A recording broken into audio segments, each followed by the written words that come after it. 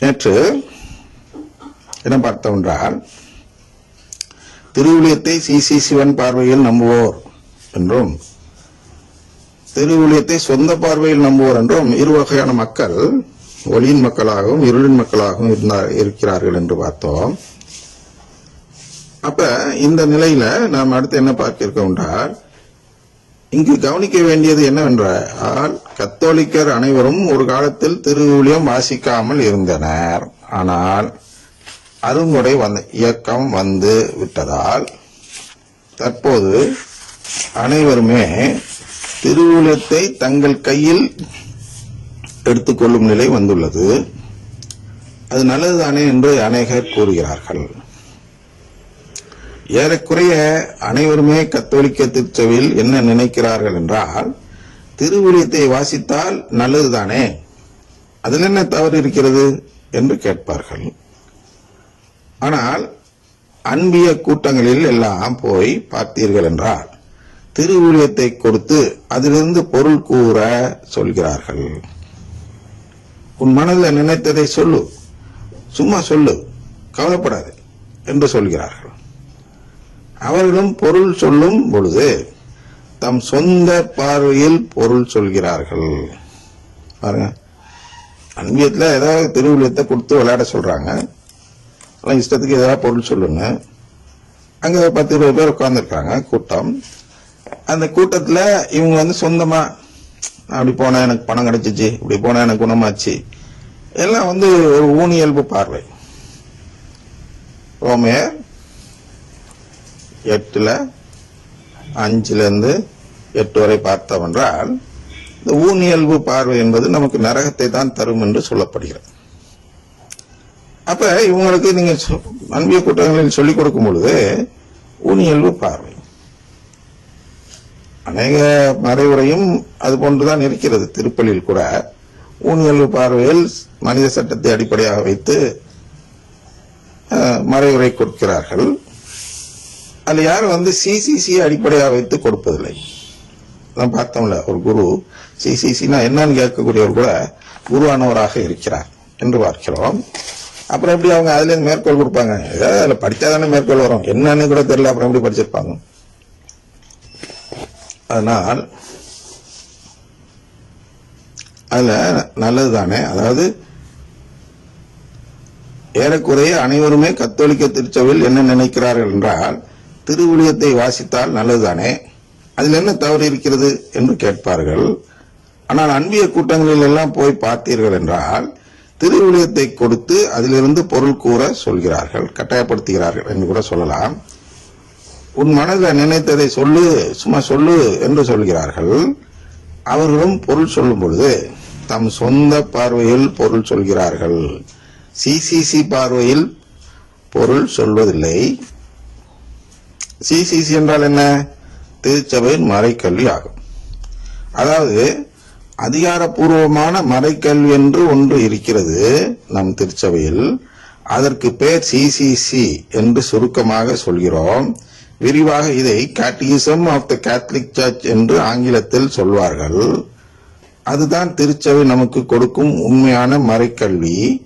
எனவே நாம் திருவுளியத்தை வாசிக்கும் பொழுது எப்படி வாசிக்க வேண்டும் என்றால், அந்த சிசிசி என்ன சொல்கிறது இது தொடர்பாக என்று பார்த்து அதை தொடர்பு படுத்தி என்ன செய்யணும்?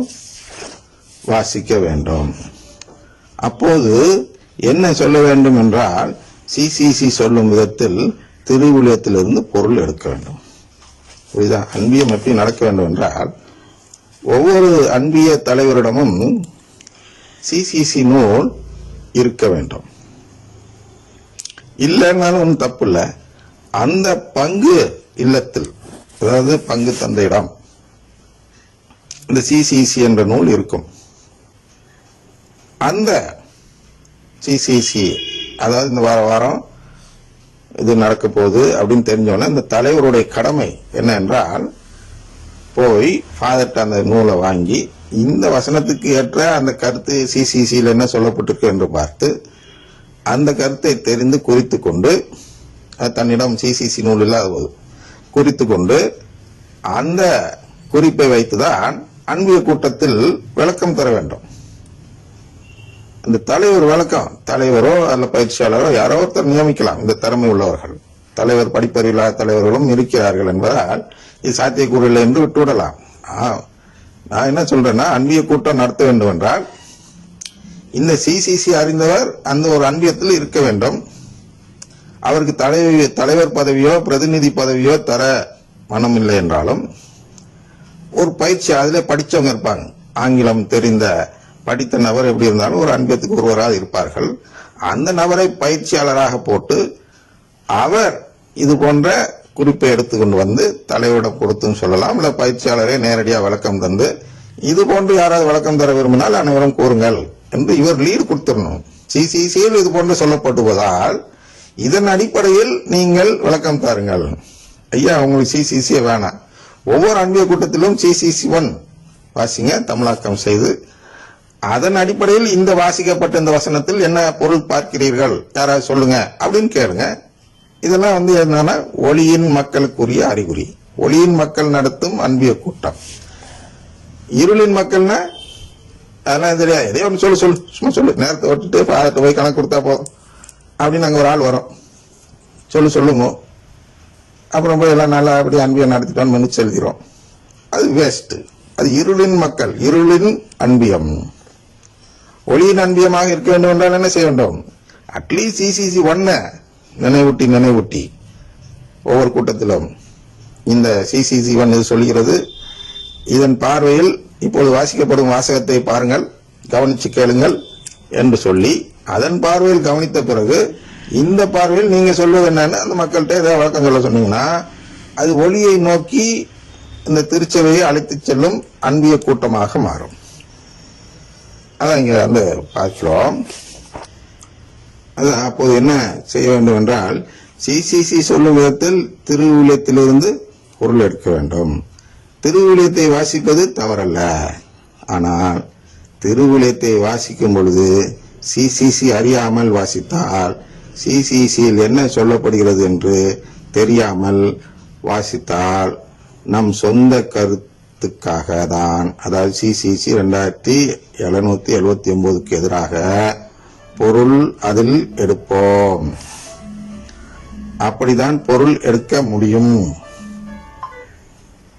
அப்படி சொந்த கருத்து எடுத்தால் முதலில் என்ன ஆகும் என்றால் சிசிசி 2779 என்ற இந்த கோட்பாடு போதனை படி சொந்த கருத்தை இதுபோன்று கூறுபவர்கள் எல்லாம் என்ன செய்கிறார்கள் என்றால் சிலை வழிபாடு என்ற பாவம் செய்கிறவர்களாக மாறுகிறார்கள் என்று சிசிசி 2779 சொல்கிறது. எப்படி இந்த அன்பிய கூட்டம் என்ன செய்கிறது? சிலை வழிபாடு செய்யக்கூடுகிறது. அதான் இதன் பொருள். சொந்த கருத்துல திருவிழியத்தை படிக்க கூடாது. அடுத்த நிகழ்ச்சிக்கு நாளை பார்ப்போம்.